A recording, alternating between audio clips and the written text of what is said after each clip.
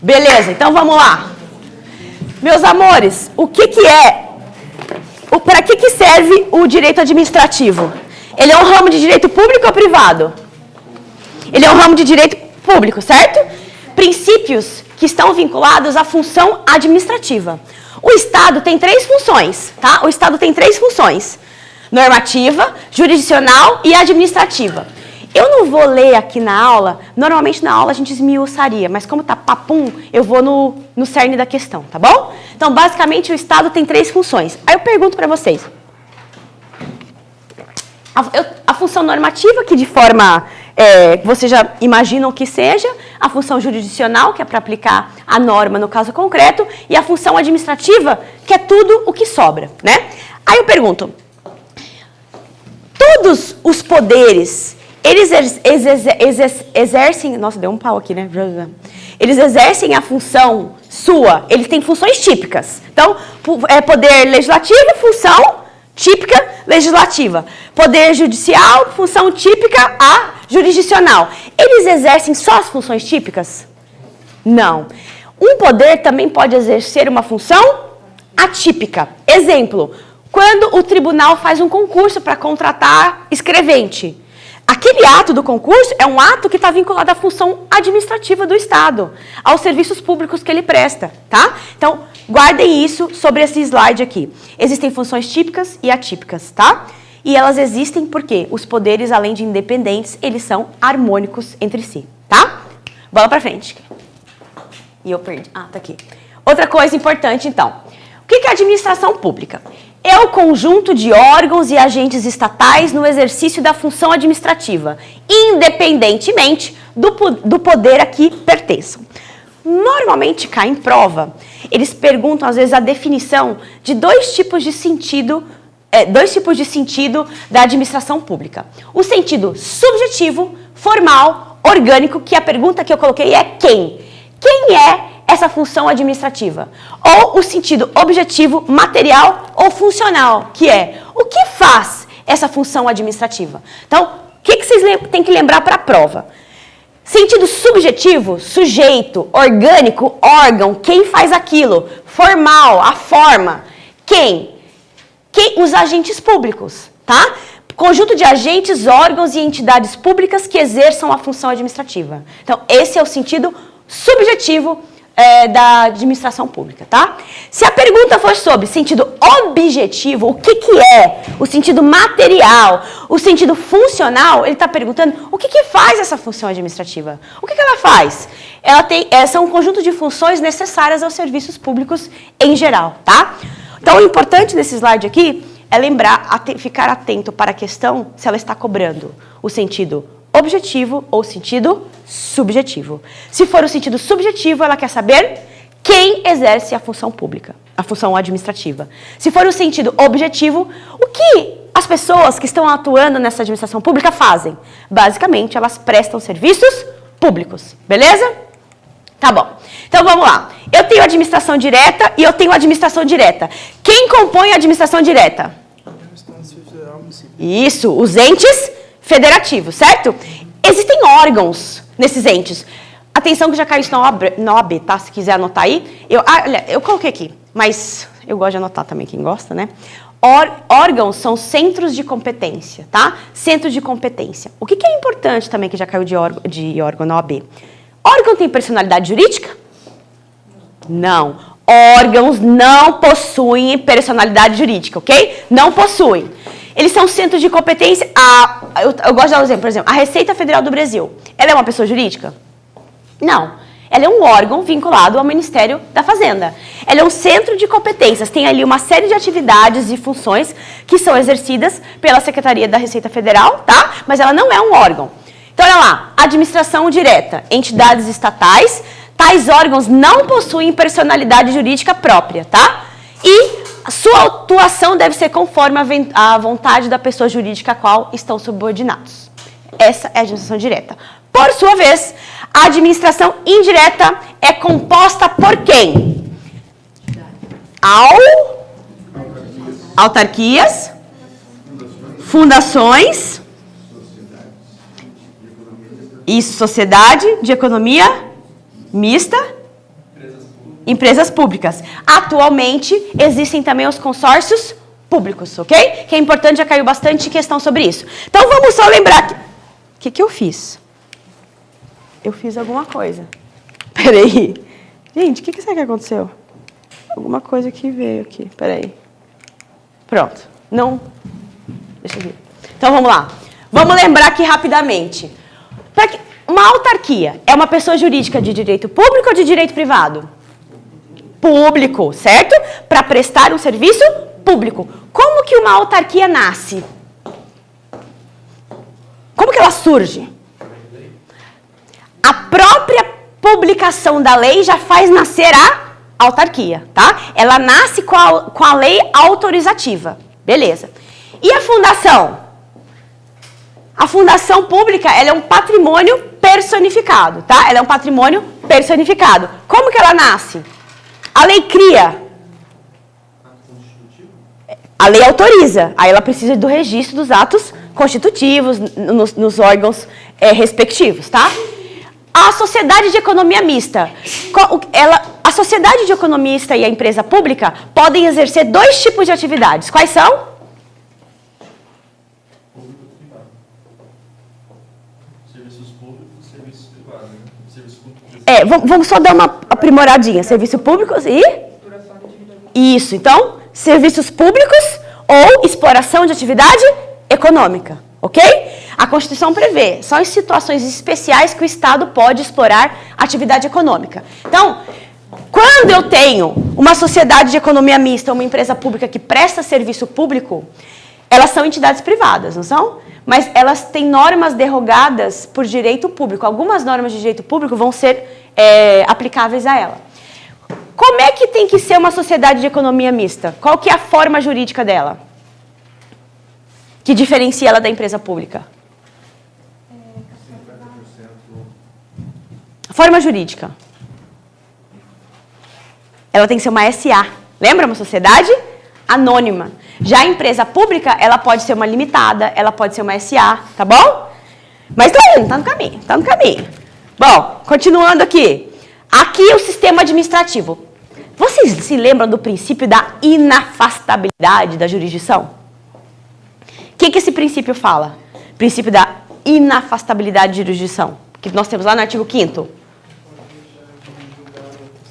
Isso. Tudo pode ser apreciado pelo poder judiciário. Então, no Brasil, se você perdeu, por exemplo, uma discussão na esfera administrativa, você pode se socorrer da esfera judicial. Porque no Brasil, a gente adota, se aparecer lá na sua prova, um tal de sistema inglês.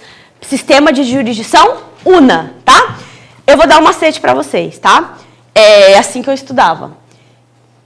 Existem dois sistemas, o francês e o inglês. O brasileiro gosta de quê? De coisa de americano, certo? Então, lembra disso na prova, tá? Então, o sistema que a gente adota no Brasil é o sistema inglês ou de jurisdição UNA, que tudo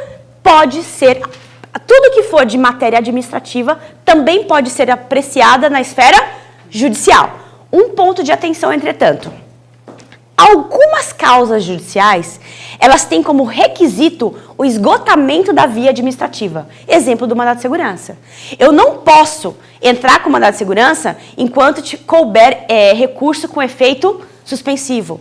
Algumas ações contra o INSS, precisa que o cara vá lá, ele entre com um pedido administrativo e depois ele pode discutir aquilo judicialmente. Tá? Então, algumas discussões judiciais precisam do esgotamento da via administrativa. Existe um outro sistema, que é o francês, tá? Que lá o judiciário não pode intervir nas causas administrativas. Existem tribunais próprios para julgar causas administrativas. Mas o Brasil adota o inglês ou o francês? O inglês, tá? Com base no princípio da inafastabilidade da jurisdição. Beleza. Agora a gente vai para, acho que o ponto mais importante para você entender direito administrativo. Para o regime jurídico administrativo. O regime jurídico administrativo, ele está baseado em dois princípios implícitos que a gente estuda em direito administrativo. Supremacia do interesse público sobre o interesse privado e indisponibilidade do interesse público. Esses são os dois princípios basilares, tá? Que regem o regime jurídico administrativo. Alguém consegue me dar um exemplo de alguma coisa que acontece por conta dessa supremacia do interesse público? Desapropriação. Por que o Estado pode desapropriar? Porque existe uma supremacia do interesse público sobre o privado e esse interesse é o interesse primário. É o interesse da administração, em tese, que é de interesse do povo. Porque a administração pode ter interesses secundários. Vou dar um exemplo. Quando a administração está discutindo um contrato de locação, por exemplo, será que ali a administração está muito mais naquela relação de locação como uma pessoa jurídica que está defendendo o interesse próprio ou como uma pessoa que está exercendo as suas prerrogativas em nome da coletividade? Quando eu estou discutindo o contrato de locação. É interesse próprio. Então, ali, no caso da locação, ela está defendendo o interesse secundário. Aí não é regime jurídico administrativo, é regime jurídico da administração, tá? Que pode ser público ou privado. Agora, no caso de uma desapropriação, por exemplo, ou os privilégios que a administração tem de prazos processuais, entenda-se, né, que presume-se que ela está defendendo os interesses da coletividade. Então, supremacia do interesse público sobre o privado representam prerrogativas. Por outro lado, por conta da indisponibilidade do interesse público, eu tenho restrições. Alguém consegue me dar restrições que existem na esfera administrativa? Para a própria administração, que são importantes? Dá exemplo de restrições, meus amores. Pode contratar, a administração pode comprar de quem ela quiser, pode contratar quem quiser? Não, eu tenho que ter licitação, eu tenho que ter concurso público, tá bom? Então, esse aqui são exemplos do interesse, de indisponibilidade do interesse público. Bom, que eu acho que é o último assunto que a gente vai conseguir ver na aula hoje, poderes da administração pública. Hoje em dia disse que esses poderes da administração pública, na verdade, são poder-deveres. Por quê? Porque, com base neles, a administração ela tem que atuar, né? Atribuída à autoridade pública para assegurar a supremacia do interesse público sobre o particular. Poder de agir se converte em dever de agir. Por isso que hoje em dia a doutrina fala que os poderes administrativos são poder-deveres, tá? São poderes instrumentais. Instrumentais para concretizar o quê?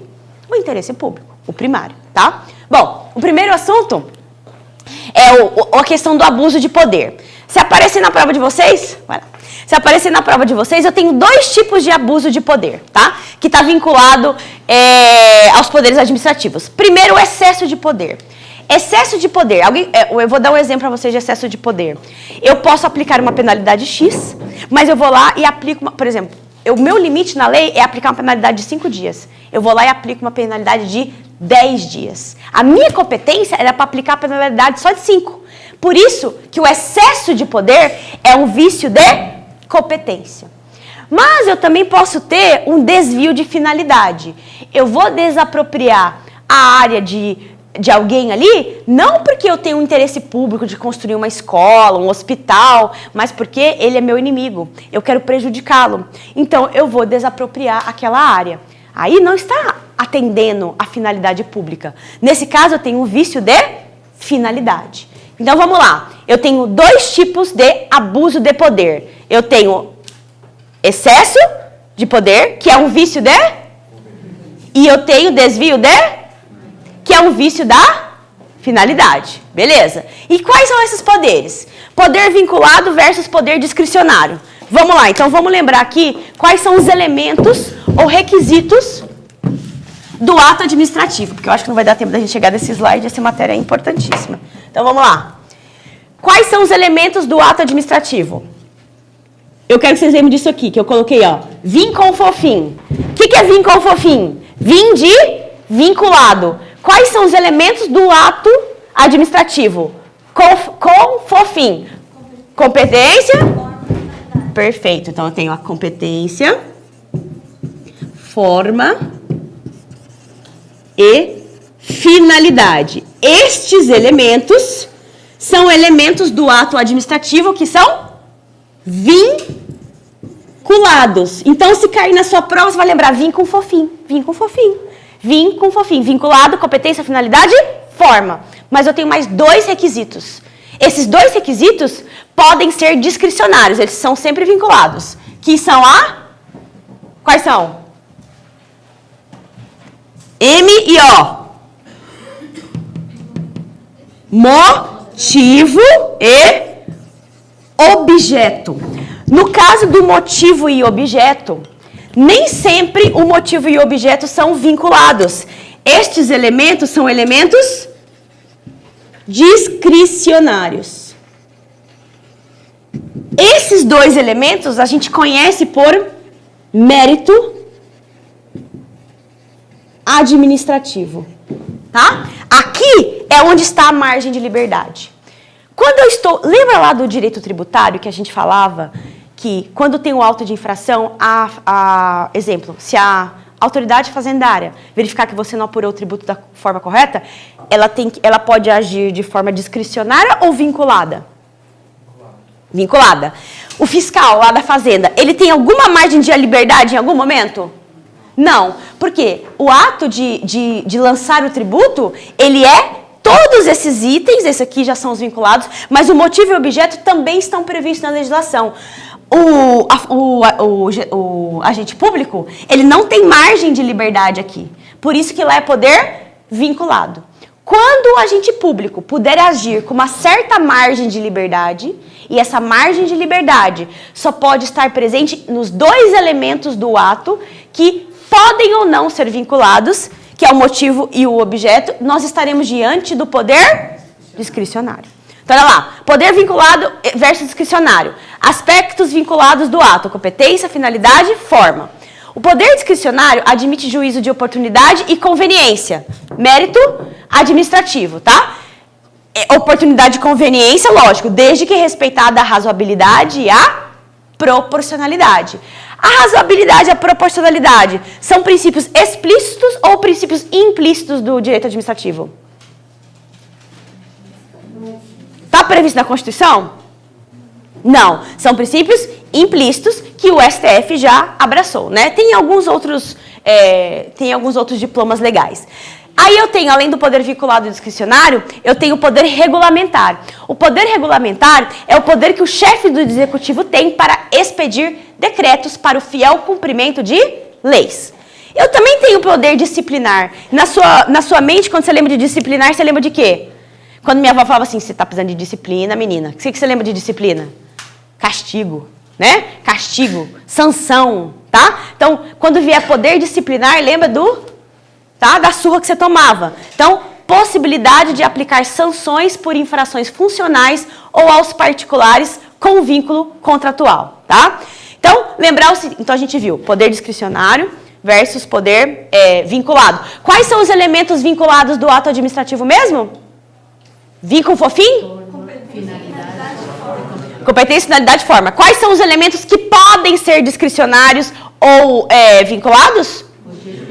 O motivo mais objeto, juntos, eles formam o mérito administrativo, né? Mérito administrativo, que é o que confere margem de liberdade à atuação da administração. Além desses poderes, nós também temos o poder hierárquico. Quando você lembra de hierarquia, você lembra do quê? De coordenação. De coordenação das funções. Relação de coordenação e subordinação para distribuir e escalonar as funções dos órgãos. O que é importante aqui que cai em prova, tá? Desse poder regulamentar? Eu diria que desses poderes que a gente viu, em relação ao poder vinculado discricionário cai, e esse poder hierárquico. Cai na prova quais são atos, dentro da estrutura de escalonamento hierárquico, né, de coordenação e de subordinação dos cargos e funções, existe uma coisa chamada delegação. Eu delego a minha competência para alguém. Essa delegação ela pode ser vertical, ou seja, do cara que é lá o chefe para o subordinado dele, e essa delegação pode ser horizontal. Eu passo para alguém até que está dentro de uma outra estrutura, tá? Só que tem uma coisa, tem o oposto também, que é a avocação. É o superior puxar para ele uma obrigação que é do subordinado dele. A avocação, ela é uma restrição. Como ela é uma restrição, ela só pode ocorrer de forma vertical. Então, a delegação, em regra, é vertical e horizontal. pode ser fora da estrutura hierárquica. A vocação é só vertical, de um subordinado, e, portanto, é excepcional. O que cai em prova também, por isso que eu botei em negrito? Atos que são indelegáveis. Vocês têm que lembrar disso. Se aparecer na prova atos indelegáveis, atos políticos, atos normativos, competência exclusiva e decisões em recursos administrativos, tá? Então tem que lembrar disso. Ato normativo é delegável ou indelegável? Indelegável. Recurso administrativo, decisão em recurso administrativo? Indelegável. Beleza? Aí, o último poder que a gente tem, que é o último que vai dar tempo de falar, é o poder de polícia, né? O poder de polícia. O poder de polícia, eu tô falando aqui da polícia ostensiva lá de policiamento? Não, é aquele poder para garantir que o direito de todos seja respeitado. Quando cai poder de polícia, né, que é esse poder de condicionar ou restringir ações de particulares, normalmente caem os atributos do poder de polícia, DAC, tá? DAC. Discricionariedade, autoexecutoriedade e coercibilidade. Então, atributos do poder de polícia, lembra de DAC. Todo ato deu uma cuspida aqui, tá? Caiu aqui em alguém. Todo ato do poder de polícia vai ter os 3 atributos? Vai ter os 3? Não, nem sempre. Então, discricionariedade. Às vezes não vai ter, às vezes o ato vai ser vinculado. Autoexecutoriedade, que é o poder de executar o ato de polícia por seus próprios meios. Eu vou dar um exemplo, uma cobrança de multa. Ela é autoexecutória? Se eu quiser cobrar uma multa. Por exemplo, uma multa de trânsito. Eu posso cobrar, mas eu posso obrigar o cara a pagar? Não. Tá? Eu posso atuar, na autoexecutoriedade, eu posso atuar independentemente de ter que me socorrer do poder judiciário. Mas muitas vezes eu não posso impor, tá? E a coercibilidade, que é o poder de usar a força pública se necessário, tá? Então vamos ver o que a gente viu aqui agora. A gente viu que a gente tem função normativa, legislativa e administrativa. Todo poder exerce só suas funções típicas? Não, também exerce suas funções atípicas, beleza. Quais que são as entidades que compõem a administração indireta? Para fechar? Autarquias, fundações, empresa pública. Quais que são os elementos vinculados do ato? Competência. Quais que são os elementos discricionários? O motivo e o objeto juntos formam o? Obrigada pela presença de vocês.